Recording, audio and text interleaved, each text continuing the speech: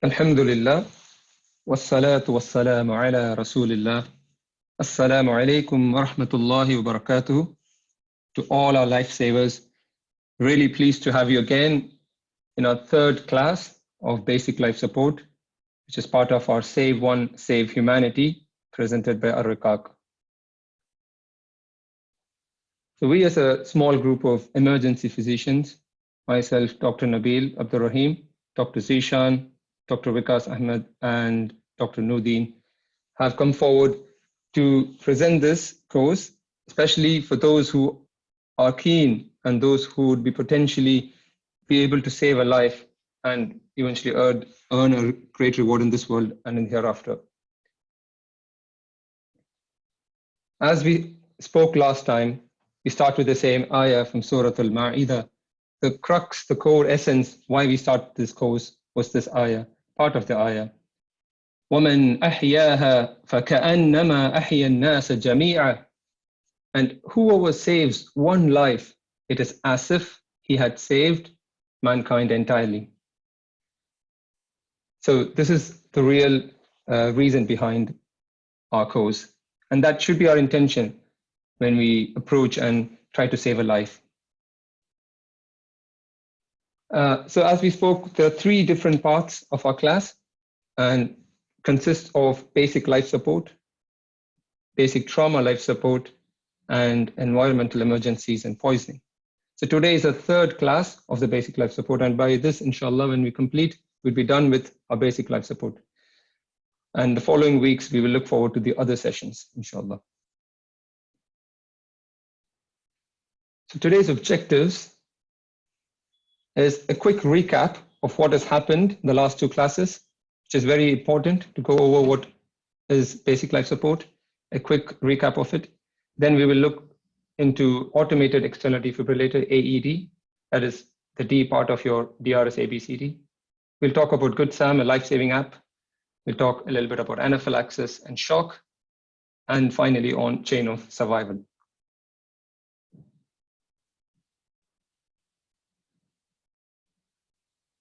So if you go over, our previous sessions, we told that the only mnemonic that you need to remember is DRS ABCD, doctor's ABCD, right? So that is the algorithm, that is the method to approach a person who's collapsed. We will demonstrate that soon to you, inshallah. And then we spoke briefly on Heimlich's maneuver, or how to save a choking person, how to give the abdominal thrust to get a foreign body or something that is obstructing someone's airway. We also spoke on how to rescue a child or a baby who is having choking at the moment. So we will demonstrate that as well, inshallah.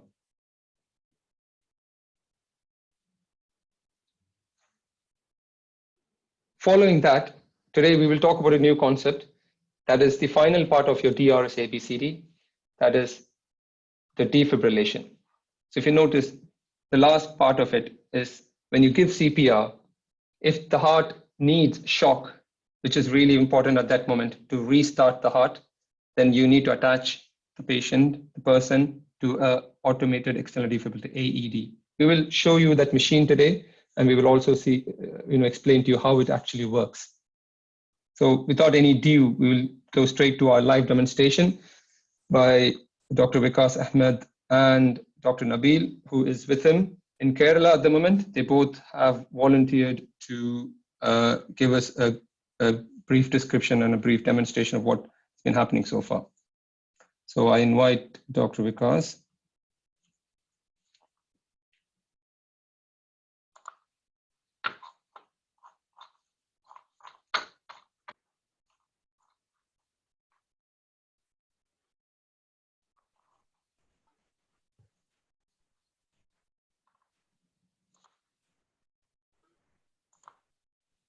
Dr. Vikas here.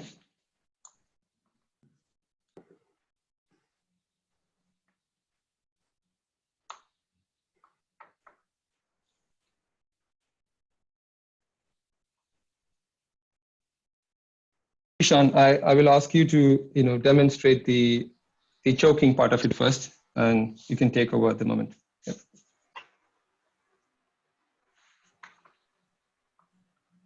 Assalamu alaikum, Nabil. Walaikum salam. Bismillahirrahmanirrahim.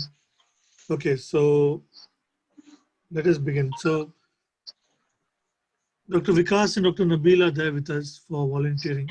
So, today there has been a change of spot from the previous location because due to some last minute changes. Now, the first thing is choking. We'll talk about choking in adult people. Remember, when an adult person chokes, what is the universal sign of choking that you will see? They'll be holding on to their throat and they'll be trying to cough or choke out. If they can cough out, then you can help them and they might cough out the thing. If not, then you need to help them and give the Heimlich maneuver so that the foreign body can come out. Okay. So what you will do is you'll you'll go on to the person, ask them if they can cough. If they can't cough, then go behind them. With one hand, make a fist and put it just below the chest bone, the sternum, where the diaphragm meets the chest, where the muscle meets the chest, and you'll put, and it's right above the umbilicus. You will make a fist and you will put it upwards, and in a direction going upwards, you will start pressing hard. All right, like 1, 2, 3, 4, 5. You can keep doing this, and you can check if the person is coughing out or not. But you need to put a lot of pressure. Last week we had seen some videos on it, and you know how it was. You need to keep doing this. As long as the person is able to breathe or cough, or he will tell you, I'm okay, you can stop now. But you need to be able to keep doing this. Remember that. Uh, Sometimes what may happen is the person, the person may become unconscious due to not being able to breathe. But when that happens, you need to start with the unconsciousness protocol again. Check for the responsiveness, see if the patient is waking up or not. And then you have to go to the CPR way, which Nabil will be showing later on. Okay. Now, this is about adults. Adults is straightforward. You can look up the Heimlich maneuver, how we need to do. It's very easy to do. Not easy, very easy to follow up the technique online. Now, if it is a child, what will you do if it's a child? Okay, I think Vikas is just changing his position.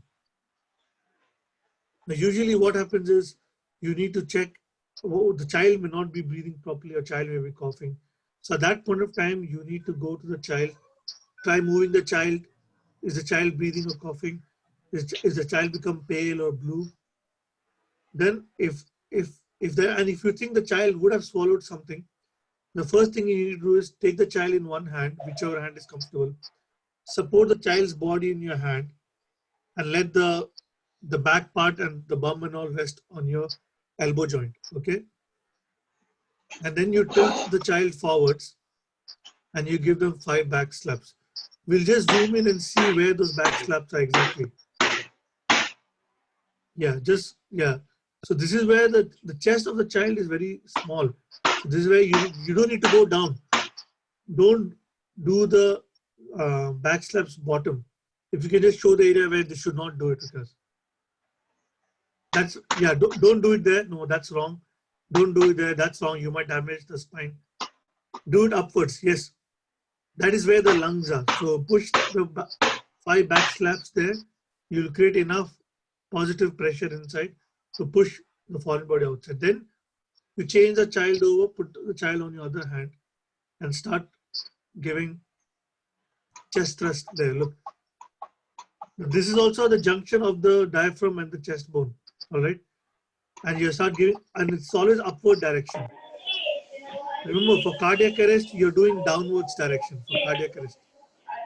But for this, you're doing upwards direction. Give 5 thrust again. Look into the mouth, see if something is coming out.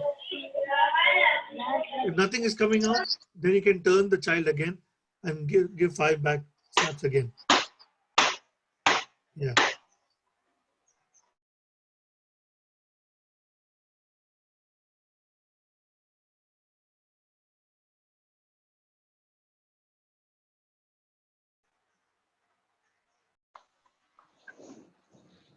Zishan, are you on Perfect. mute?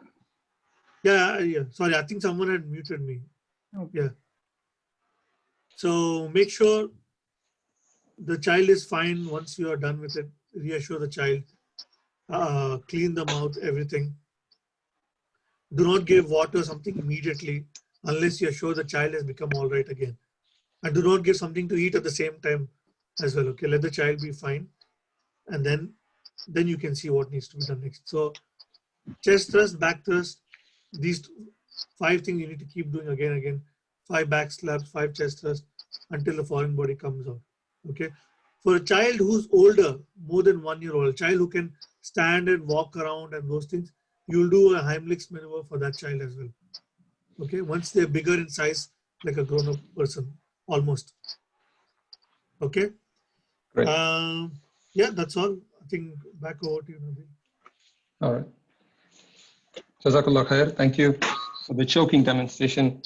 Now we'll go to our basic life support. I'll go to our CPR section. So reminding you of DRS ABCD. First thing, when you see an adult collapsing, the first thing is going to be D, that is check for danger. Look around if the patient or the person is lying around a pool of water, electricity, fire, chemicals, anything that could harm yourself first. So avoid that after you check for danger. The next thing is DR. R is response. Go close to the patient, tap the patient hard on the shoulder and ask, are you all right, sir? Are you all right, ma'am? What's your name? Are you all right? What's your name, Yeah. sir? Open your eyes. If you no response, then call for help. The next thing is shout for help. DRS, shout for help. Nabil, And you can point, you call the ambulance or get an AED? yes. So you point to a person and say, call for an ambulance and get an AED. You point to the person. You do not say, can someone? Don't say, can someone? Point to one person. Okay, the person on the red shirt, person on the blue shirt. Can you please go get an ambulance? Call for an ambulance, get an AED. Then after that, the next part will be airway and checking for pulse and response. So just lift the chin, tilt the head, lift the chin. So that opens the airway, and then feel for pulse. There we go. Yes, checking for pulse for not more than 10 seconds. You're keeping your 3 fingers on the side of the neck. If you press it hard, if you can't feel any pulse on your hand, on your fingers for more than 10 seconds, then start CPR. 2, 3, 4, 5, 6, 7, 8, 9, 10, 11, 12, 13, 14, 15, 16, 17, 18, 19, 20, 21, 22, 23, 24, 25, 26, 27, 28, 29, 30. Perfect. 30 compressions. Then he can give 2 breaths by pinching the nose and giving 2 breaths to the mouth. And then 30 compressions again. So this cycle goes on 32, 32. And we've already told about this in detail in the last 2 classes. For those who want to go into details and see, in depth of how we did all of this, the previous 2 classes recordings are available and you can learn more from that, inshallah. So this is for an adult who's collapsed. For a child who's collapsed, we use 1 hand instead of 2 hands. That's all the difference there is to this compressions. So now, as Vikas you show, no, Vikas, you can first show the child in 1 hand on the adult mannequin itself. How is it? On the adult mannequin, just use 1 hand compression. Yeah. Perfect. Yeah. So if it's a child, anybody over age of 1 year, you do the same thing. Your hands are straight and you do 30 compressions. Okay. 1, 2, 3, yeah. 4, 5, 8, because we don't 9, want to use 10, too much force with 2 hands. For a child, 1 hand is enough. This will be for a child, anybody more than 1 year, all the way into your teens and till you become an adult. And then if it's a child, if it's a baby, it's an infant, anybody 1 year or less, an infant who's collapsed and you don't see any signs of breathing or signs of as such any response, you do the same thing, DRS ABCD, you check there is no response, you call for help, and then what you do is you start compressing. You can also feel the pulses. The pulse difference is going to be on the arm. Unlike an adult, you're going to feel for the pulse on the arm, and you don't feel any pulse or the pulse is very weak, as we mentioned in the previous classes. then you go start with a chest compression. That is going to be 2 fingers to the middle of the chest, compress for 30 times, and then after 30 times, you give 2 breaths. Okay, so you keep doing the same way. Press the chest, make sure you push hard and fast. 29, 30. And 2 breaths. Just seal the mouth and the nose of the baby and give 2 breaths. Like we mentioned, if this is for 1 person, if there are 2 people who are there, then you can give 15 compressions and 2 breaths. 15, 2. If it's 1 person, 32. Exactly. If it's 2 people, 1 person can do the compression like that. The other person can give the breath to the nose and the mouth. Perfect. Right. So thank you, Vikas. That is a very good demonstration. Thank you very much. So from this point onwards, this is our BLS, isn't it? DRS ABC you've done. Okay. Now we're going to the D part. Let's say you're doing compression. Someone has got you in AED. Okay. And now Dr. Vikas will show you how to use an AED. So AED is an automated external defibrillator. You will find this in various different places. Some people carry it in their car. Some shops have it, airports, malls, and various different places have a machine attached to the wall. So once you get an automated external defibrillator, this machine is structured such a way that there is no training required to use this machine. Everything is clearly mentioned in the box. Turn on the machine, follow the instructions. Okay, it will talk to you. The machine will instruct you exactly what you need to do. So because I'll let you explain and do it. Yeah. So this is an AED machine. Okay, this is an AED machine. You will have any instructions. Some of the instructions given in the AED machine itself. It will be either on the board, or there will be a card or something inside the bag. So you have 1, 2, 3. So this is a sign. So 1 is a green. 2, you need to follow the prompts. That is what AED says. It is automatic. So it's automatically detects what it wants. So it's 2, and 3 is a shock which is going to get delivered if it needed. So once the AED arrives, that's the last part of doctor's ABCD. That is a defibrillation. So this is where this AED going to help us before an ambulance comes or anyone who comes with an AED. Okay, so let's begin it. So this is the paddles which will be inside the AED itself. This is a wire which you need to connect it. Okay, and there will be paddles that will be shown where you need to attach the paddles. It will be written in the paddles itself. So once the AED arrives, so it shows turn on. So you just need to turn on, and it prompts. So you need to apply pads. Yeah. So you need to apply pads, and this you need to connect this. So it is analyzing the heart rhythm. So you shouldn't touch the patient. Okay, it's analyzing. So it's advising shock. Okay. So it's charging itself. So all should be clear before giving a shock. So when you're going to give a shock, it shows the symbol, the orange symbol. So you need to deliver shock. The shock is delivered. So it prompts to resume CPR. So we continue CPR again. 1, 2, 3, 4, 5, 6, 7, 8, 9, 10, 11, 12, 13, 14, 15, 16, 17, 18, 19, 20, 21, 22, 23, 24, 25, 26, 27, 28, 29, 30.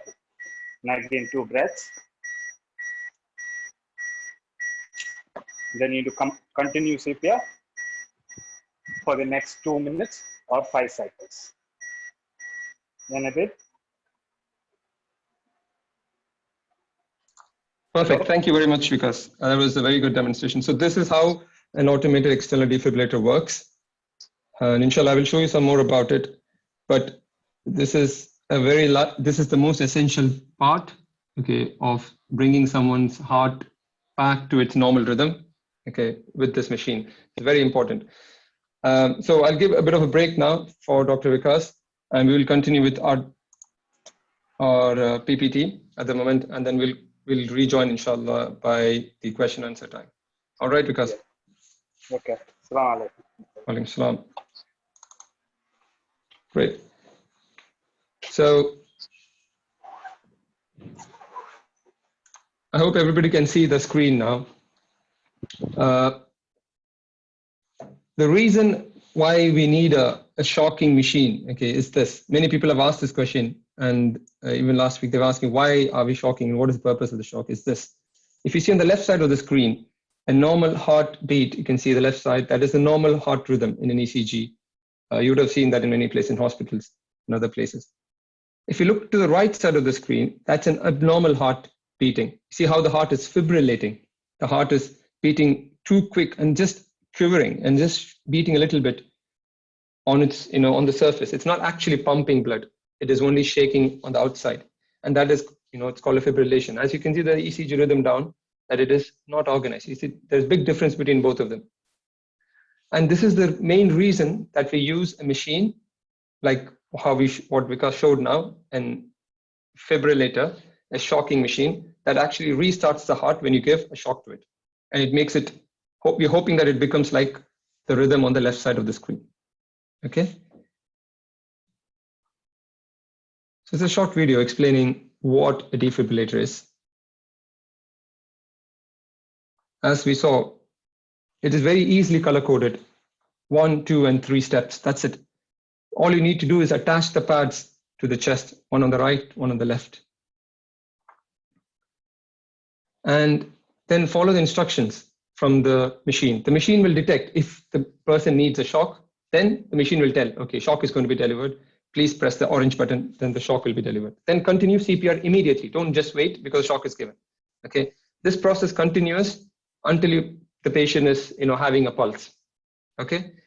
So when you see a cardiac arrest, a patient's collapsed, heart's not beating, and you won't actually detect what is the problem. You attach the machine will tell you you need shock or you don't need shock. Okay, and that was the main purpose of this video. And we will come into explaining why and where this can be applied. This machine is predominantly available in some places more than others. Like airports have many AEDs. Some other places have, moderate amount, and some places don't have, it's supposed to have. So there are many different types of AED. There is no one company. There are multiple companies. Okay, different forms and shapes of AEDs available by different companies. So I'm giving an idea here. Just giving a quick overlook of what different kinds of AED you can see. And you might have noticed it. I'm not sure if you have, but if you're not noticed, then from now on, probably this is a good exercise for you that you should actually start noticing these things when you go to a place. Where is the AED? And if you see an AED in the wall, you know that, okay, this is where the AED is. This is what it does, like in an airport or in a shopping mall or even the streets. Unfortunately, yes, there are some countries which have more AEDs. Some countries don't have much of AED. Okay, and I'll explain to you through a video soon how that affects. What is the outcome when you have an AED and you don't have an AED in a place? So you see these signboards very commonly, isn't it? In a mall or in any big shopping area or even the street. We know where to go for toilets. We know where to go for parking. We know where to take a baby changing room, an elevator, escalator. What do you think is missing? When a person collapses in such an area, okay, nobody knows exactly where to go and get a machine from. And there is no signboard for an AED, okay, and that is a major issue which has been debated and talked about by various experts, okay, and they're trying to implement this thing in various different places. In the Western countries, this has become a common thing where there are signboards telling, go in this direction to get an AED machine. Imagine you're walking with your father, your mother, your sister, okay, or your grandmother, grandfather. Someone collapses. You want to help them, but you do not have that machine with you, okay. How more important is to have a signboard for that than other things. So that's what we're getting at.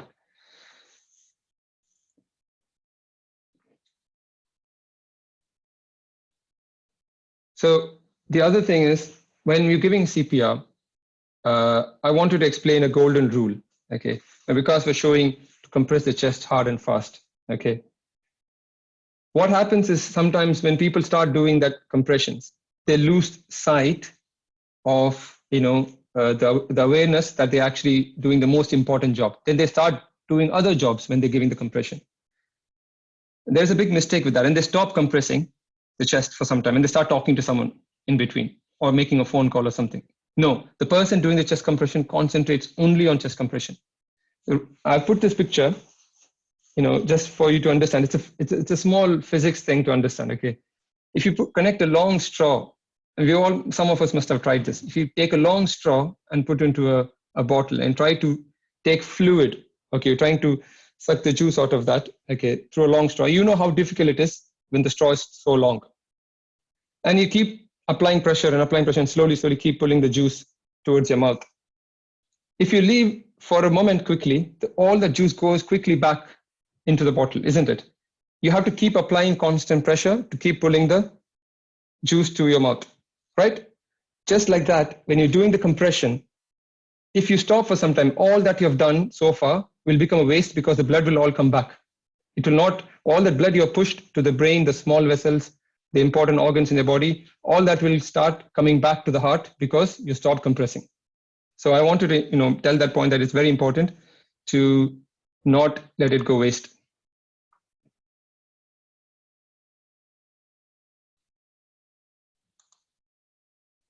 So when you compress the chest, what you're trying to do is you're trying to eject the blood out of the heart and you're sending it back to the brain and other important organs. That is the main important part here. And more than the technical aspect, what I really wanted to concentrate was on, if you compress too slow, that is less than 100 per minute. Remember, we told it was 100 to 120 per minute compressions. If you compress too slow, it has its harm. If you compress too fast, also it has its harm. If you don't press hard enough, it has its harm. So you have to do it in the right amount. Press 1/3 the chest, 100 to 120 per minute.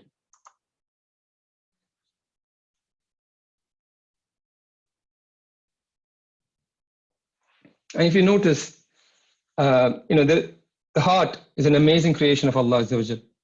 I was reminded of this ayah from the Quran. لَقَدْ خَلَقَنَا الْإِنسَانَ فِي أَحْسَنِ تَقْوِيمٍ. We have created man in the best of the shapes mold.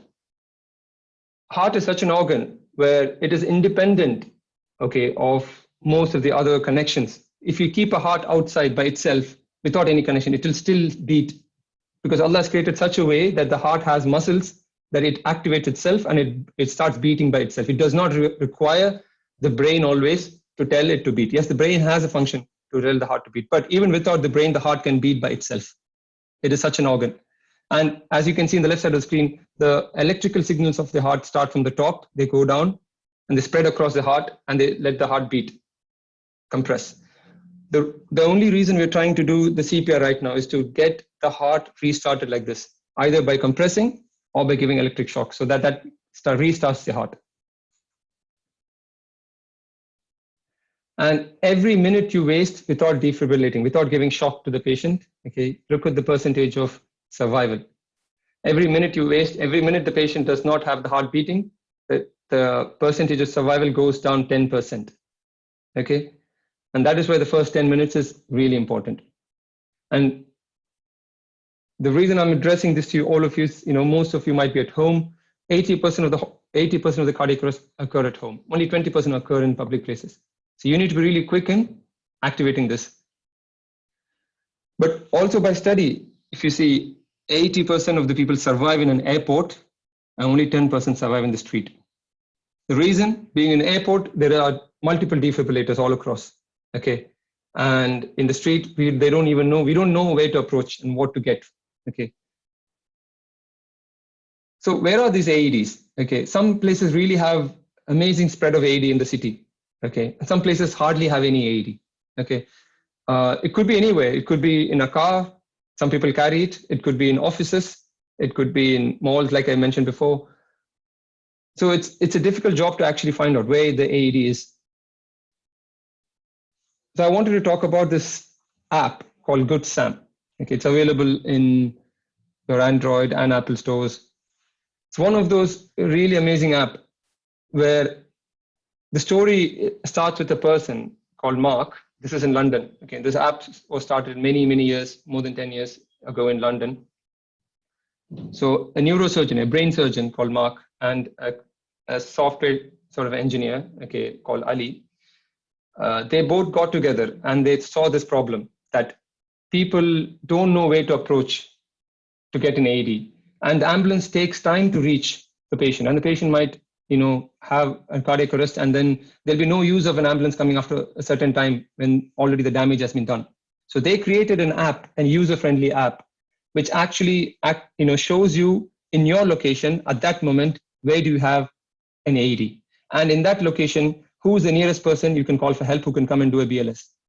And this has saved many lives, all not just in the UK, in many countries, even countries like Brazil, in Argentina, in Australia, in New Zealand, in some Asian countries as well, and many other places. So this is a website, if you go see, this is now been integrated into the police, fire and rescue, as well as medical teams. They all have been using this app. Okay, this is used for multiple reasons. And there are 1.5 million alerts every day globally, and 1.3 million users globally. And they've done a really amazing job. The screen in the bottom right, you can see, that is a map of London.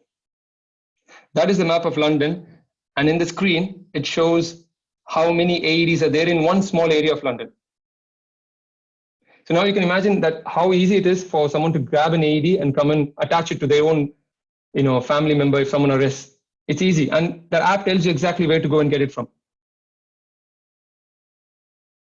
They have also recently integrated a video option in that, where a common person does not know what the person is experiencing or going through. They can activate the video, and the ambulance service, all of this technology is integrated with the ambulance service. And the ambulance service can actually see the person through your mobile phone in the video, and and they can give you instructions on what to do as well. So for example, I'm right now in a city called Southampton at the moment. So this is my screen. This is a screenshot from my mobile just a few hours ago.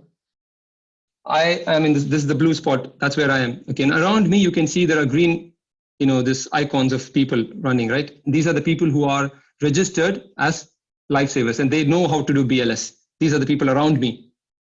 And this orange symbol, heart symbol, is the AED, wherever the AED is located. So now I know from my location, in 100 meters distance, there is an AED if I want access. If something happens at my home today, okay, I know where exactly to go get my AED. What about you? So you will have to start thinking in your location, in your area of the world, wherever you're there, where do you know where to approach and get an AED in an emergency? So either there are two options. Either we join and use these technology which we already have, okay, join them, use Good Sam app in your locality, or it's time to create your own. Some of you are probably part of the coding class. Some of you are part of other classes where you can actually develop an app if you have the ability, or if you're not having the ability. It should be a team effort. It should be the ability of that locality, the people's ability of that locality to help those people to create an app like this or create a system like this. I was also recently talking to one of them, and we were saying that how beautiful it would be if the masajid, the various different masjid in our community, have a machine like this. It's not just for us as Muslims. Anybody in that community, in that locality, experiences a cardiac arrest. If they know that this masjid has the machine, okay, it is a form of a sadaqah, which is which has its great impact. So these are things we need to think about. So now I hand over my talk to Dr. Zishan. He will talk to you about anaphylaxis.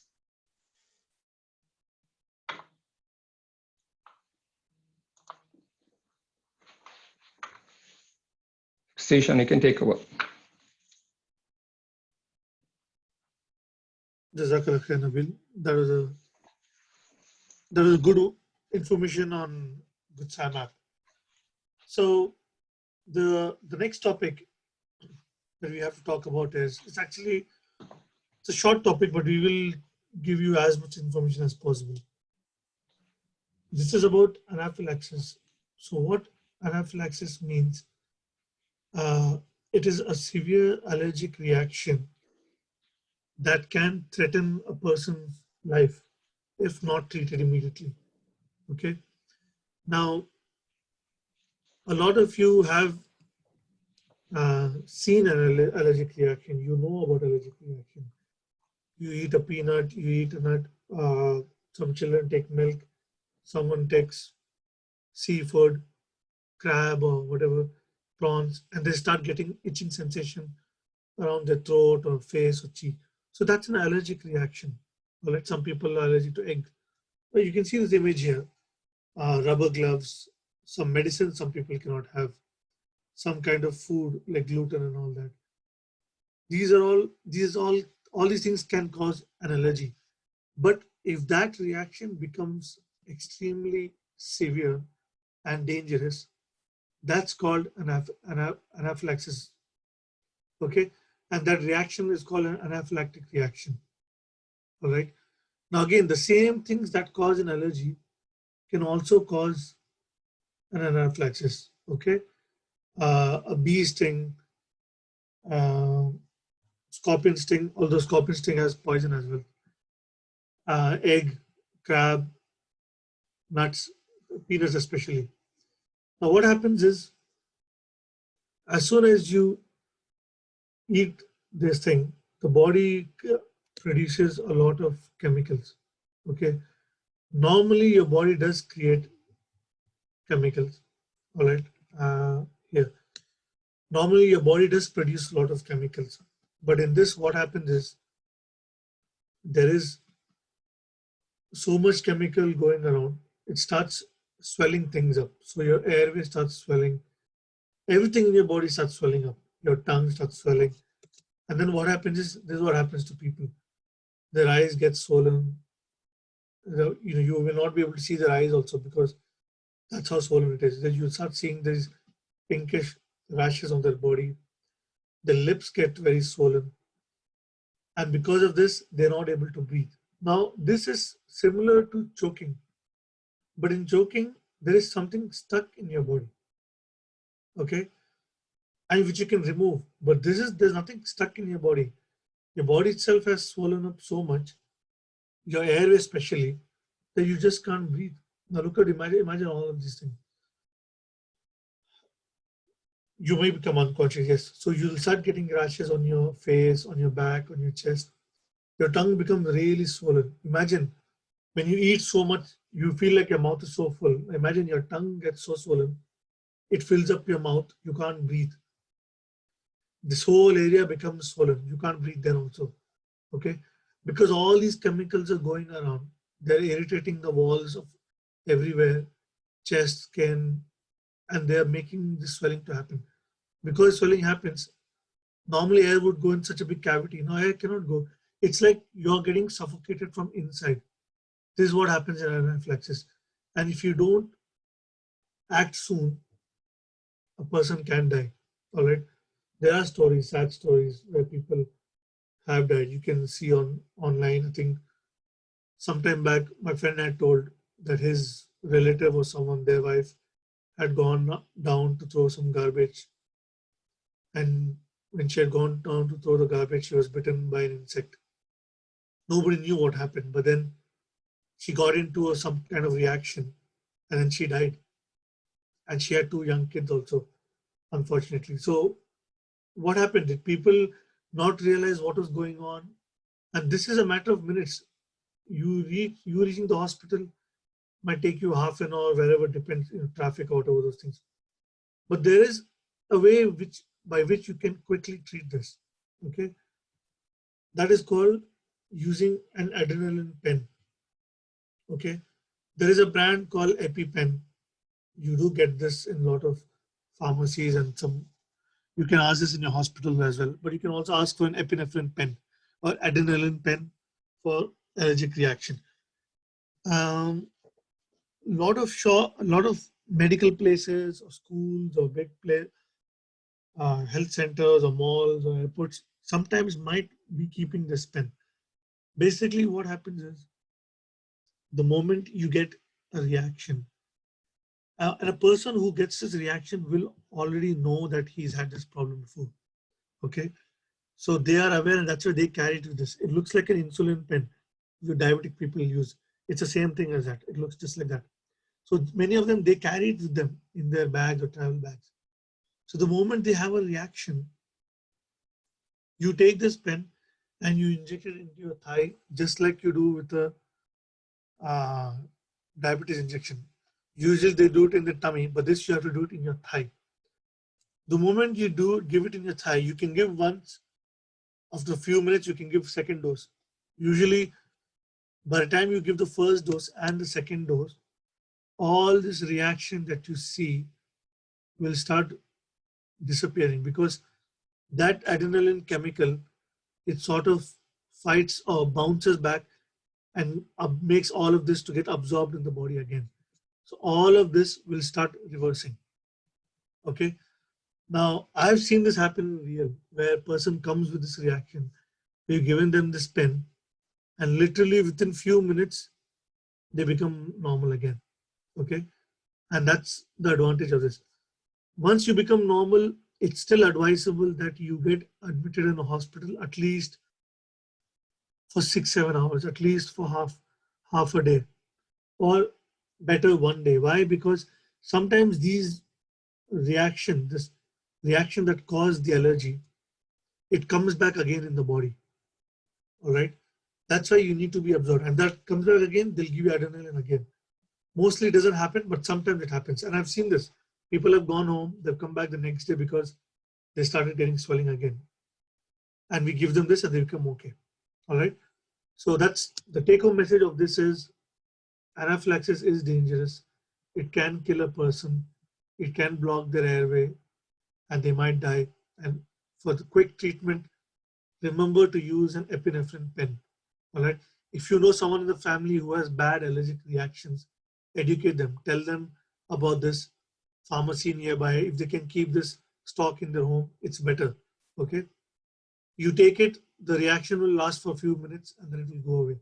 I mean, everything will start feeling better. Okay. And remember, this should be taken only for very severe cases where the person starts becoming pale and blue and cannot breathe.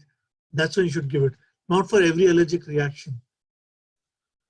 Now, the other thing that we had to cover up was, let's say a person has had some problem by which they became unconscious and they fell down. Now you want to, you're thinking of DRS ABC. You're thinking, shall I do CPR? But wait, let me check. I'll call for help, you call for help. Let me check his pulse. But now his pulse is there. What will you do if his pulse is there? If his pulse is there, you do something what we say, we keep them sideways in the recovery position. Okay. The recovery position is how someone goes to sleep on their bed. Okay. One hand on the side. So basically what happens is when you keep this position, they are able to breathe properly. Okay. They might be unconscious and let's say they're breathing, and the pulse is also present, but you just let them rest. Why? Because in case they vomit, when you become unconscious, your control over your food pipe goes down a bit. So you might vomit. And if you vomit, if that goes to your lungs, that may cause problem. Okay, people can die because of that. So that's why you keep them on the side. You see where this orange circle is? That's why you keep their face, because that's where anything liquid, saliva, all of it comes down. Always anyone who's become unconscious, put them downwards, make them lie down. Okay, you can lift the legs so that blood flow goes back into the brain. Don't make them stand up, don't make them sit. Make them lie down, make them rest so that there's enough blood flow into the brain so they become conscious again. Okay. Yeah, that's what. Now I'll be sharing with Nabil again now, so he can take over. Jazakallah khair, Ishan, for that.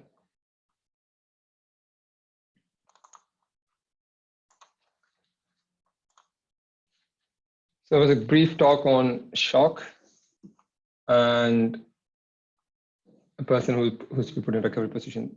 One more thing I wanted to add on the shock. It's a very common thing that you see people fainting, isn't it? Very often you see someone fainting in a bus stop, fainting at home. There are so many reasons why people faint. One of the main reasons is something called vasovagal, where the blood to the brain is reduced and suddenly they become unconscious. And it is a natural mechanism of the body to put the patient down on the floor. The body is trying to get more blood to the brain by, you falling on the ground.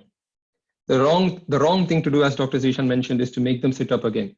The gravity will pull the blood down again. So that shouldn't be done. Let them lie down, just raise the legs up. So our final topic, is going to be chain of survival. And this picture which you see is universal. I mean, all across the world, different parts of the world, whatever resuscitation council it is, they all use this as a chain. And what it means is, it is a process. This BLS is a process. This is not just you doing. You are the starting point of this. And then after that, there should be continuation of giving shock, ambulance arriving, taking the patient to the hospital. Hospital should be prompt in continuing their care. And what happens after that? This whole thing is a cycle. Only if everything fits in this whole process, you can expect a good outcome. Okay. And there is a short video I wanted to explain, which explains this. So if you see around the world, this 3 million people die from cardiac arrest every year. And some parts of the world, like Asia, you see that's only 1% survival. And some parts, this is just focusing US, but it could be Europe as well, 25% of the people survive. That means in 1 million people, 5 people can be saved or 125 people can be saved. And what makes that difference? It's that first 10 minutes that makes the difference. And how can you help? Is like how you explained. You have to do your DRS ABCD very quickly. It's a matter of minutes that it all depends on. This chain has to be established. The first part of the chain is you. In some countries, they have the second part where a person over the phone tells the person doing the CPR how to do it. Unfortunately, some countries don't have that. And we are hoping that in the near future, that should be the aim, that people over the phone tell you what to do. Ambulance service should be quick enough to assist you. This will increase your chance of surviving 3 times. And then by the time an ambulance or other service should arrive, and they should, do their CPR, and they should continue the CPR care. And then the patient is moved to the hospital by well-trained paramedics, which all of this will increase the percentage of survival, keeps increasing the percentage of survival all the way till you reach the hospital, and then the hospital continues the care. But remember, the first 10 minutes is the most important minute, on this whole chain. So you play a very essential role in this. And that is why we are teaching this to you, that you actually can make the difference of the person living or dying in the next few days. It is not important that you, after the damage has been done, then you send the patient to the hospital after a long time. That doesn't make a big difference. What makes a difference is the first 10 minutes. So for purposes of time, I wouldn't really take this long. You can watch the video later. We'll send you the PPT, inshallah. So what happens when they reach the hospital? Your basic life support, which you've been doing, is converted to an advanced life support. I don't want you to really, understand what is there on the screen. I just put it to show that this is what happens in the hospital when you reach hospital. And there are various things which are done in hospital. We connect to monitors. We see what kind of rhythm it is. All what you've been doing on scene, we do in a more advanced manner in the hospital. Also, I've put an arrow there. If you see, it says DNA CPR. That means do not attempt CPR.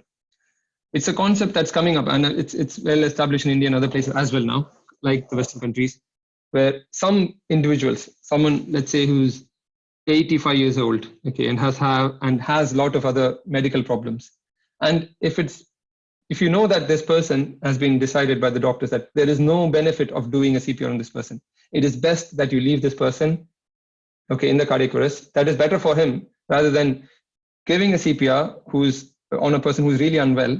And even if he comes back, gets a pulse back, he's not going to have a good quality life.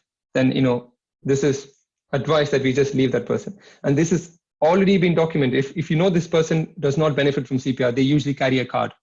And that is happening in some hospitals in India, in other places like the Western countries, where they have a decision already made for this so-and-so old person in your family that we will not do a CPR on this person, then do not do the CPR on that person.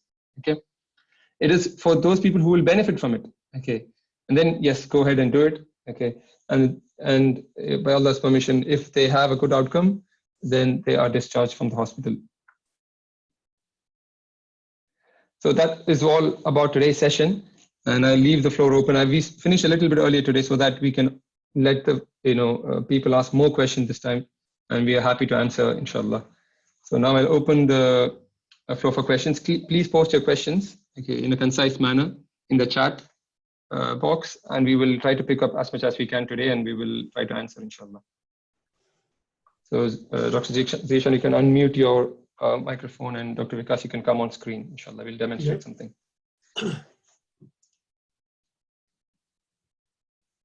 So I'll ask you the first question, Nabil. Yes. Can you hear me? Yeah. What do we do if a child gets convulsions due to high fever? Okay. So child, I mean, let's say it's a young child, I suppose.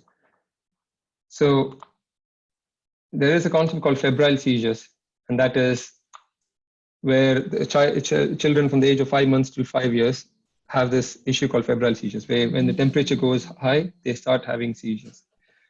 All you need to do in this is put the child in recovery position, as we mentioned before. And Dr. Vikas, you can show them the recovery position in the video if you can. That'll be great. Where you just turn the patient to the left side, like how Dr. Zishan mentioned, child to the left side, and keep him still like that.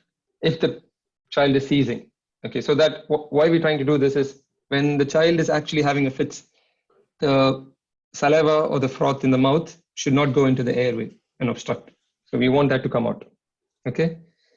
If the child is not seizing a lot, only a little bit of shivering, you don't have to do much. Just cool the child with some water, tepid sponging, that's called. Okay. And let the child rest. You do not have to get worried. These things happen for a child between 5 months to 5 years. It's a very common thing we see. And take them to the hospital. If it's the first time, take them to the hospital and show to them to doctor. But the seizure will stop by itself in few seconds to a minute. Sorry to interrupt you, Nabil and Zishan. Yeah. There is a question which I wanted you to address. Sure, People are still asking me privately. I would like to know if one can practice CPR on a conscious person just for practice. I hope it won't have any negative effect on the person. Though we had discussed this last time, but still, people are asking this. So I thought, if you can address it again. Sure. I mean, we mentioned last time as well that this is not for practice on a live person. There is a slide which I'm going to put in the end. Last time also I mentioned that you can practice on a pillow, but not on a live person. Please don't practice this on someone like this. Will hurt their chest, and it can sometimes go to severe damage of their heart rhythm. So do not practice on anyone alive. Practice on a pillow. So Zishan, I can ask you another question now. Yeah. Yep, so they're asking, should we wait for the swelling to appear to use the adrenal pen, or what are the primary signs of anaphylaxis? So primary is, so basically what they say is, in medical terms, they'll say when more than 2 systems are involved. Let's say, when you say swelling, the swelling we are talking about is a swelling inside the mouth, in the airway. And remember, a person who gets anaphylaxis will in most cases already know that they've had allergic reactions before. Okay. So they'll already be aware of what happens to them. Very rarely, sadly, it happens immediately and everyone's unprepared. So what you'll see is they'll get some tingling sensation in their mouth. And remember, this happens very quick. This will not happen 1 or 2 hours, 3 hours. That's very slow. By that time, you should have reached the hospital. This happens very quickly. They start having facial flush. They start going red in the face, start getting itching sensation in the skin. And you will see their face getting swollen. Okay. Now, the question is, should we wait for the swelling to appear? Yes. When the swelling appears, you know that now this is getting dangerous. I have to use the adrenaline pen immediately. Okay. Now, If they don't get swelling, but if they say that my voice is getting so hoarse, the voice becomes thick, and they're saying that my throat is getting stuck, I can't breathe, even then you should give the pen immediately. Okay. Otherwise, they say that you only see that they're having some reactions, skin reaction, they're itching, they're like, okay, I'm feeling fine. I can breathe fine, I can walk fine, I can talk fine. You take them to a hospital, they'll give them some anti-allergy medicine, or you can eat some anti-allergy tablet. Okay. But the moment someone says that my voice is changing, I cannot breathe, I'm feeling like suffocating, then that's when you should start giving this.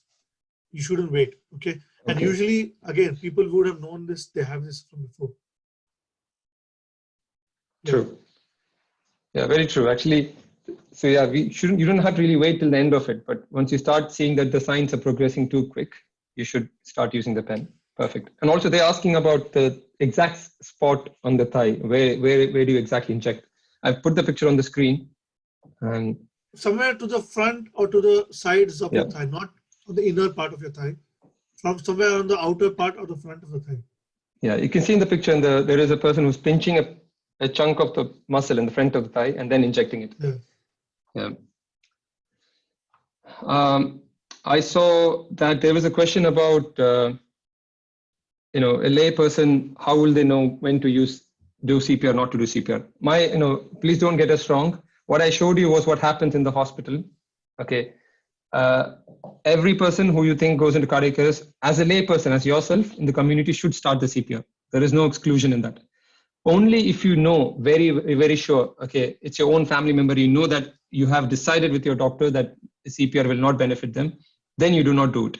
Otherwise, every single person you see should do it. Okay, once you go to the hospital, they know more information about the patient and they can stop doing it. But as a lay person, you should always do it. Also, on the same tone, there was a question on who to use the machine on. Every person who has a cardiac arrest should have the machine on. Okay, the AED machine is used for every single cardiac arrest. As I mentioned before, you do not know which patient has what problem the heart, right? If it needs a shock or not. So only the machine can tell you if the patient needs a shock. So please use the machine on every single patient who has a cardiac arrest. What else, Ishan? Have you come across anything else? There's a question. How exactly are we supposed to use the pen? So what happens is the pen is, it's like an insulin pen. You can search it online. You'll see the photo. There'll be a number on it, 0.3, 0.5, 1. Usually you don't need 1, but yeah. So yeah, 1, 0.5, 0.3 you'll be having. You just need to rotate it and put it on that number and pinch it into the side of your thigh and just press the button. It will give a quick injection. Same like how diabetes injection works. And this thing gives the same. Just give it and press the button and that's it. And then you can rotate it and give one more shot. That's how you give the injection. For Nabil, there's a question. Yeah. How does a layman know if he should do CPR or not? It's a difficult question because everyone will be having this. The first time you will see a cardiac arrest will be your first time. You won't know. So what should a person do? A layman. And this whole course is about that, where we've told them, we've explained to all of you that if you can revise through the first class onwards, if you, by permission of Allah, inshallah, you should be able to grasp it. If you follow the DRS ABCD, you have to just go stepwise manner and check for pulse. If they don't have output, start the CPR. And you can, it's as simple as that. And do not waste a lot of time checking for pulse. And that is the most common reason why people delay giving CPR. Okay. And also on the same note, I saw that, people asking, is there any harm? Like we mentioned last time, no, there is no harm of giving CPR to a person who's already dying. The person, if you don't do CPR, dies. There is no great harm of doing CPR at all at that person at that moment, because that is life-saving. Okay, and if he does come back alive, he will cough, he will respond, he will tell you to stop. Worst case scenario, we have had few scenarios like that where we have immediately interfered and the person suddenly started shouting and coming back to senses. Yeah. There's a question that I want Vikas to demonstrate. If you can come back online, Vikas. Yeah, I'll stop sharing. Yeah. Yeah, so this question is, so there are multiple questions. I'm just combining them. Yeah. Okay. One is where to attach the AED. Should it be on the skin or should it be on the clothes? The next is how will you attach the AED on women? And the third is, I think Dr. Vikas can also answer, how do we know if we should use the AED or not? Just the last one, I want to mention that, making it clear again, AED is to be used for every cardiac arrest. There is no exception of not using AED. Every single cardiac arrest, every single person whom you're going to do CPR on should have an AED attached. So we are doing this CPR process only in the meanwhile the AED machine arrives. Okay, once the AED machine comes, immediately stop your CPR, attach the pad. Okay, yeah, Dr. Vikas can continue. So these are the paddles. Okay. Got a sticker. So you need to remove the sticker. So you need to remove the sticker, and you need to stick it on the bare chest, not on the shirt, not on the dresses or where we worn it. Just open the dress. See if there is any water or anything. Just wipe it off. Okay, because you're going to stick there. So you need to remove the sticker, you need to remove the plastic on it, and then you need to stick it. So it will be mentioned where you want to stick this. Okay, it will be mentioned the paddles. Okay, one is in the right shoulder, right upper chest. That is the area. One is on this side. Okay, on the left hand side. Okay, left hand side, the lower side of the chest. Okay, I'll stick one. I'm not removing the sticker. Okay, so one is here, another one is here. So these two are the areas where you need to stick. Okay. So once you stick it, it is stuck well, and then you're going to connect it to the AED defibrillator. So this is the machine. You're going to connect it. Okay, and then it's commands. Okay. Commands. So it's shown here. We can see this image. Okay, the plug should be here, and one paddle on the right shoulder, another paddle on the left lower end of the chest. Okay, this is where you need to stick it. That's it.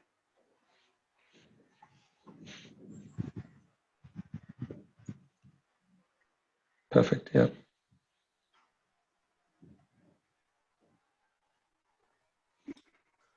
And is it the same thing for women also? Because that's a question. Yeah. Answer is yes, but yeah. Okay. Because it is same. It's the same. The thing is, should be not on the dress. Should be in the face as well. So it should be attached to the human skin. So when if it is women or men, go at this the same area and the same place.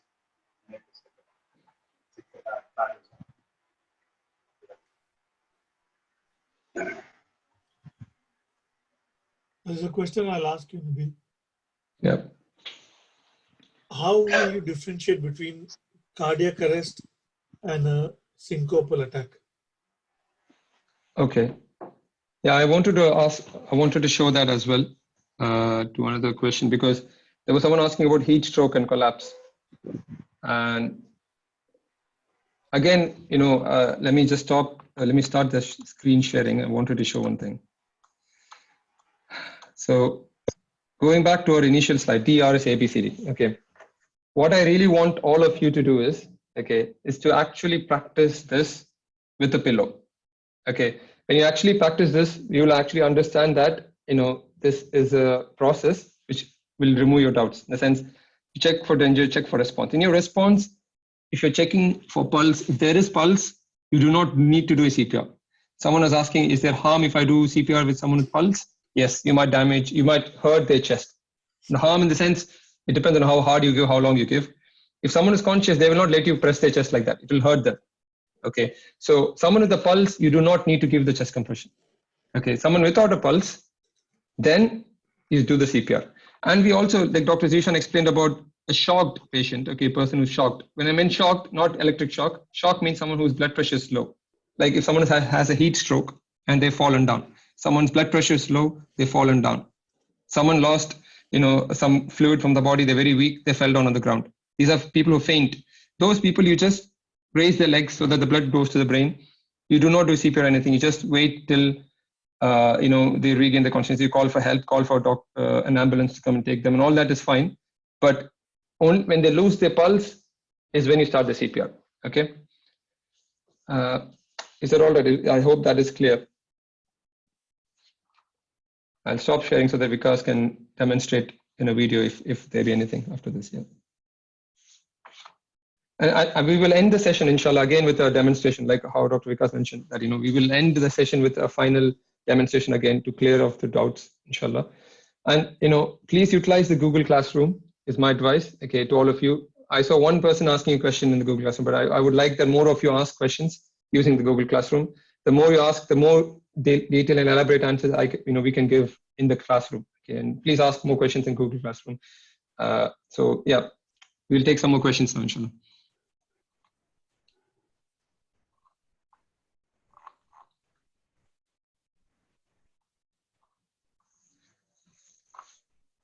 There is a question on AED, I see. I'm seeing a lot of questions coming on AED. Please understand the AED will not give shock. It's very safe to use. The AED will give shock to the person only if the person's heart rhythm is not normal. Okay. And it will not give shock by mistake. Okay. That is a very safe proof machine.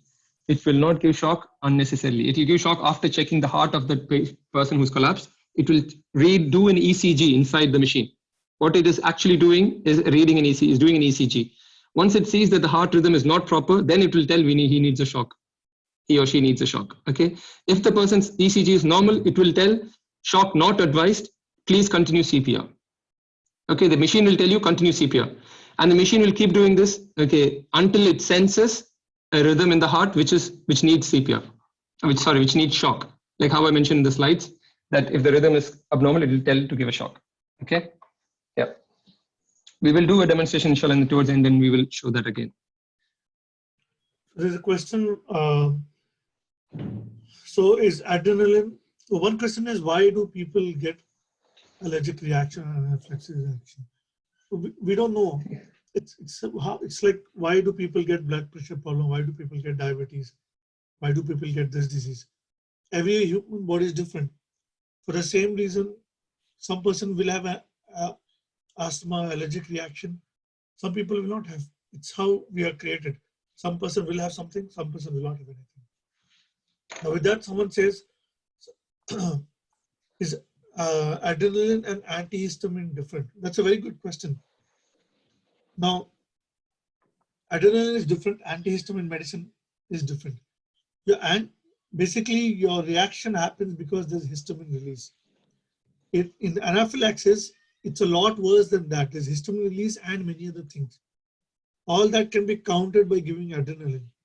But when you have just an allergic reaction, just some itching sensation or just some swelling, but you're like, okay, I'm fine, but I just have little swelling and itching, but I'm feeling fine otherwise.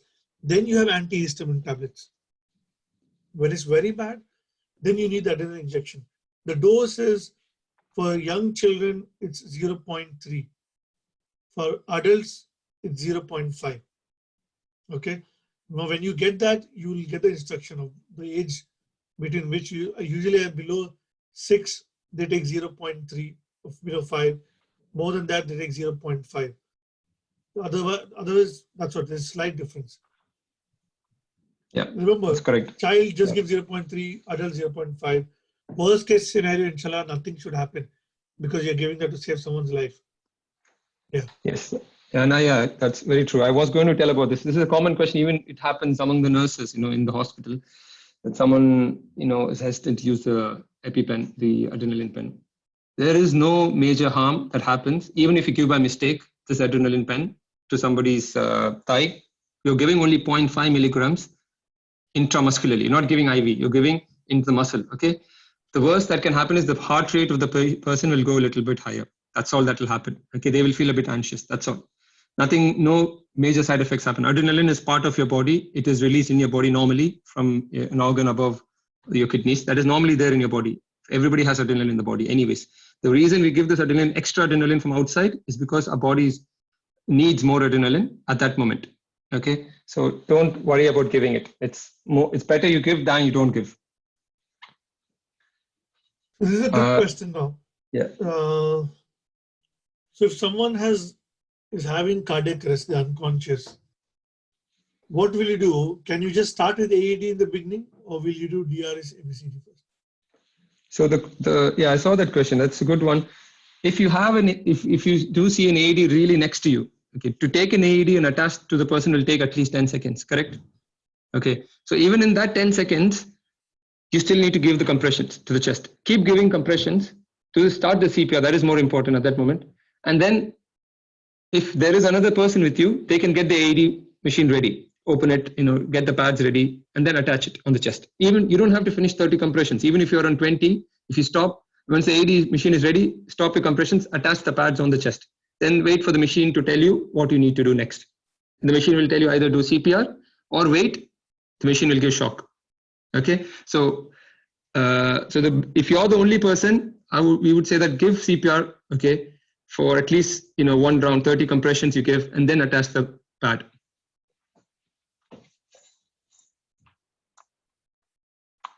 Farhan, is there any question which has been sent to you personally? Do you think there's anything else that we need to address?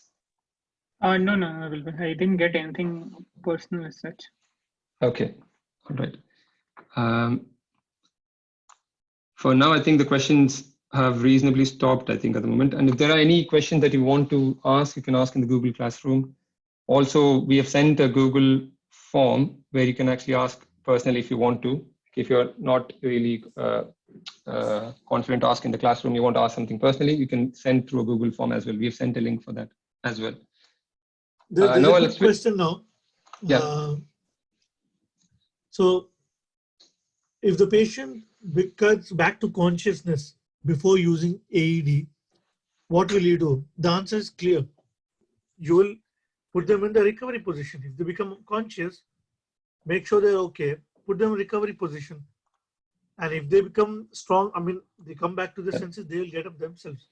That's how, if they're conscious, you stop. And you can use AED for as long as you want to. It will keep on going till the person is in cardiac arrest.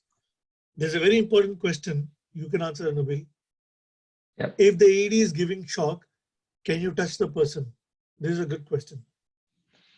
Yeah, no, we should not touch the person at all, because if you notice how Dr. Vikas demonstrated, when you're going to deliver the shock, you have to look around and make sure nobody's touching the patient, because there is a shock that is going to be discharged from the machine to the patient. So if you're touching the patient, there's a chance that you might get some of that shock. Okay, so don't touch the patient when the shock is being delivered. It's very important. Okay, and there was also a question about kids and babies. So nowadays the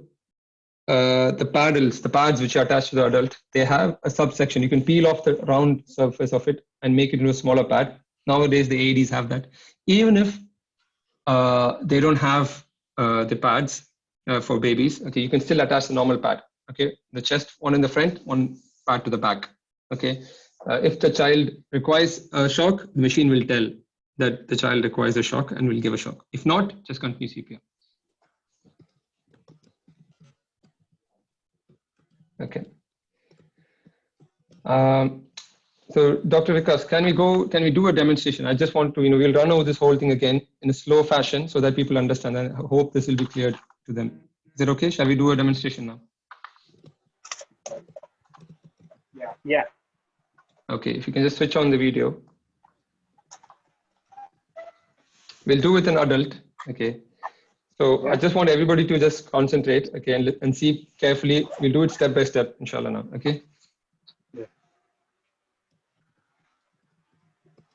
So let's say the first thing is, let's create a scenario, okay, where you have an elderly person in your family, or let's say your mom or aunt, someone, okay? We hope this doesn't happen to them, but unfortunately, let's say it does happen. And if someone collapses, okay, and you're there, you immediately approach. We don't know why they collapsed, They could be fire, they could be electricity they got shocked with, or they have a cardiac chest pain and they held their chest and they fell down. Okay, you approach the scene, make sure everything is all right and safe. Then you go immediately near them and check for response. This is D, and you're going to R now, response. So call them by their name if you know. Yeah. Uncle, are you okay? Grandpa, Ask are you them okay? to open the eyes. Can you open your eyes? Okay, Fine? no, it's fine. So no response. Okay, they're completely unconscious. In that case, you call for help. Okay, shout for help. Nabil, can you get an AED or call an ambulance, please? Okay, so if you know a person's name, call by the name. It is proven many, many times that it's very important step where you tell a person by the name or by, you can tell the color of the dress and tell them, please call ambulance now and get an AED if possible. Okay. So you give these two instructions. If there are more than 2 people, there are 3 people, 4 people, very good. One person can get the AED, one person can call the ambulance. Okay. Where your job now is to start the CPR, right? A check for response now. Next thing is, see, now the patient is unconscious. Now you go and check for pulse. Okay. You see Vikas, he's lifting the chin and tilting the head and at the same time checking for pulse. Okay. Why are we doing this? Why are we tilting the head so that the first person can breathe normally? In the sense the air can go in and out, at least if they are breathing. Next, he's keeping his 3 fingers on the side of the neck. Because if you can show it clearly where to feel for the pulse, there exactly just next to the windpipe. Yeah. That's the artery going there. It's the carotid artery. Yeah. Sure, on your neck, yes, it's on the side of your neck. Yeah. If you press there, all of you, if you press there, you can feel the pulse. Now, if you press one of the sides of your neck, you can all feel the pulse. Okay. So that is the exact place we need to feel for the pulse. If you don't feel the pulse for more than 10 seconds, ideally just for 5 seconds, but if you not more than 10 seconds, if you don't feel a pulse, then start CPR. Keep one hand on top of the other. Keep your elbow straight. Okay. Go to the center of the chest. That's the lower third of the chest bone. And start pressing. 4, 5, 6, 7, 8, 9, 10, 11, 12, 13, 14, 15, 16, 17. If you see the movement, Dr. Vikas's movement is coming from the hips, not from his elbow or the shoulders. That's not moving. What is moving is his hips. So he gives 30 compressions. 40, 50, 60, 70, 80, 90, 20, 21, 22, 23, 24, 25. And because if you just slow down a little bit, let's just stop a little bit. Okay. We explained about the depth of the compression. We wanted you to push down hard 1/3 of the chest. Okay. And then leave some time to come up. What we're trying to do is press the heart in and out. The heart needs some time to relax and get the blood inside. Okay. And then you press out. So this happens. You have to do 100 to 120 times per minute, or let's say 8 to 12 times, every 8 to 12 seconds, you need to do 30 compressions. Okay, so perfect. So that's how. So this same process is being done in a fast process. Okay, and then if you want to give a breath, you can give a breath. If you don't want to give a breath with COVID situations, or if you're not comfortable, mahram, non-mahram issues are there, you do not want to give a breath, no problem. All you need to do is you can put a piece of cloth on the chest, on the mouth, keep your hands there and just continue compressions. Do not stop compressions. Okay, just continue compressions. The breath, if you are comfortable, after 30 compressions, give 2 breaths.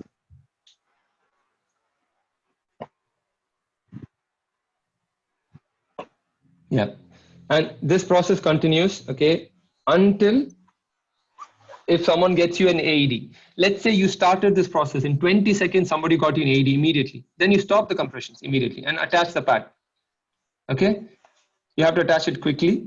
And ideally, if there is another person who's there, he can set the pad and you should continue the compressions. Okay, because the compression should not stop. That is, like we mentioned, the more time you delay in not compressing, the less the blood flow to the brain and other organs and to the heart. So the core essence of this basic life support is your compression should not be stopped. It should continue no matter what. It should go on going. It should not be interrupted for any reason.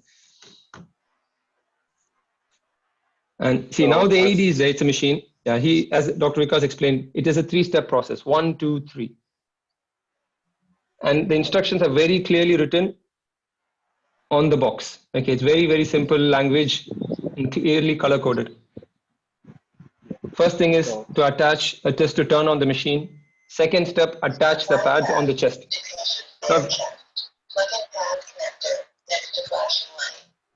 Yes. So I'm So the attaching machine is the telling pad. you what to do. Yeah. So I'm attaching the pad. Yeah. So you need to plug in this connector. This is the connector. So you plug in the connector. So when it's analyzing that activity, so it prompts do not touch the patient. So I'm not touching the patients. So it advises shock. Okay. So it's going to charge for getting. So before giving shock, I'm staying away. So it's showing the orange button. So I'm giving a shock. Shock delivered. So I'm going to continue CPR. 30 compression. 8, 9, 20, 21, 22, 23, 24, 25, 26, 27, 28, 29, 30. Giving 2 breaths. Again, compression. 1, 2. The pattern stays Okay, there. perfect. Because that's amazing. Okay, so that's the pad attachment. Okay, and can we do the same on a child? Just do on the baby as well. Yeah. Attach the pad. Someone was asking about it. Yeah. So in a baby, if you find the pad is too big, you can attach one in the front, one in the back. That should be enough. So one to the chest. Okay, you can one to the back. Okay, or if you want the front and side also, either way is okay. Basically, 2 pads need to be attached, and it is between the heart. Okay, it could be sideways. So what this pads are doing is analyzing, is taking an ECG from your heart. Okay, and taking ECG of your heart and see what rhythm is the heart in. Okay, we are trying to simplify it as much as possible because there is so much of science and there is so much of medical thing behind this, and we don't want to go into details of it and explain to you so that you shouldn't get confused. That is why we have simplified it and are explaining in a manner that you can easily practice and understand. And the machine is made in such a manner: 1, 2, 3. Okay, any common man with a simple knowledge, he doesn't need any practice, can use this. Okay, so it is a great sort of it's a great device actually, which is just simple to use. And I think we're clear with this. We will wrap up the session now, inshallah. Zishan, do you think there's anything else we're missing here? Or Dr. Vikas, you can also say if there's anything we're missing. Nothing. You've showed the pads, how to put them on a child. People's question were how long to use a pad, as long as possible until the person comes back. When the pad says shock, clear, don't touch the patient, move away. AED is expensive, very expensive, probably 50,000, 1 lakh, 1.5 lakh, 2 lakhs. So you can't keep it in every home. But every community or a main mosque in a big community should have it in them. In India, so imagine every mosque, big mosque, what people can afford. A mosque has at least 500 people, 1,000 people coming to pray. If a mosque, that size mosque, can keep an AED, it's very good. That means it can reach the people there. There's one last question, important question, I think, Nabil. Anyone can answer. People are very concerned about practicing it on a live person, unconscious person, and breaking ribs. That's one thing that question keeps coming from the past 3 classes. Okay. Now, if you can break ribs on an unconscious person or a live person, why will you do it on an unconscious person? What's the danger of that happening? That's a concern that a lot of people, even now they're asked. So just go through it again finally before we wrap up. I think that's a concern. People are just too shocked by seeing a cardiac arrest CPR. I know it's very brutal. It looks very, very violent, but that's the only way you can press a person's heart. You watch YouTube videos, they're very helpful. They're very good emergency medicine documentaries where in hospital, doctors and nurses do it on live patients. You can watch that and you know how they press it. That's what you should do on a person with cardiac arrest. You can break bones, but yeah, you can continue. Yeah, but like you mentioned there, the harm is almost nothing. The reason I don't want to even mention the harm about it is because it is so small that compared to the benefit, that there is no need to mention at all at this point. I don't want to even bring that topic because there is no harm of giving a CPR. All the harm is related to you not giving CPR. That person will thank you, okay, for saving your life rather than they will tell that, okay, you've broken my ribs. No, nobody's going to say that. We've never seen that happen. Okay, that somebody is told, oh, you've broken my ribs. But like I said, the ribs will always heal.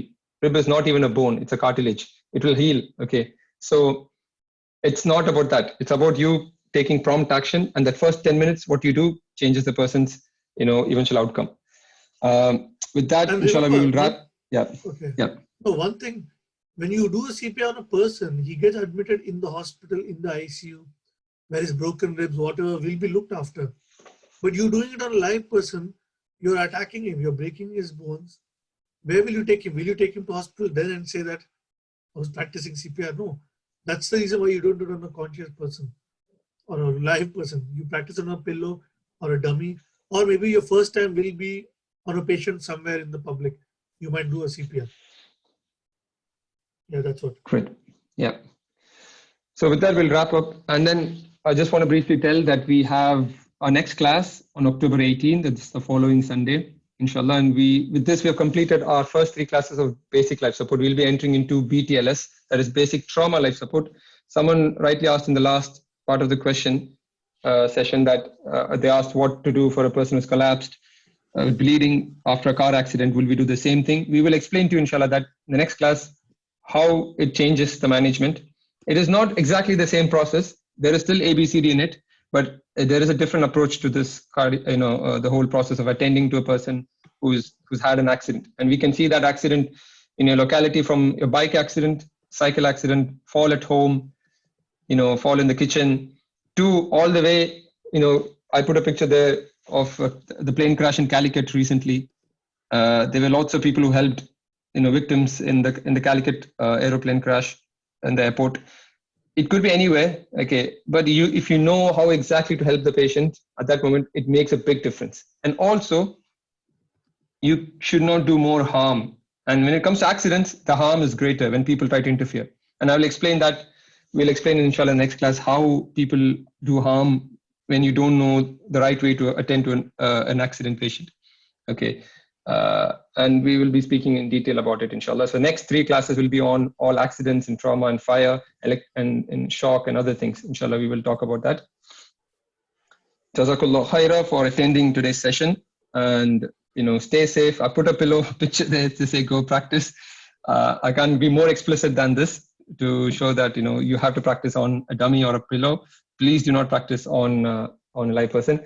But yes, unless you do not practice this or in your mind once, okay, or twice, you will not be able to do it right away when you see a person collapsing. Okay, so practice it. It's worth. We have done with our families. We used to show to our own family members how to and what to do when a person collapses. We have showed it in our homes. We would encourage that you do the same. You learn it and you teach to others as well. And with this, we'll end the session. Jazakallah khaira again. Subhanakallah bihamdika. Ashhadu an la ilaha illa anta astaghfiruka wa atubu ilayk.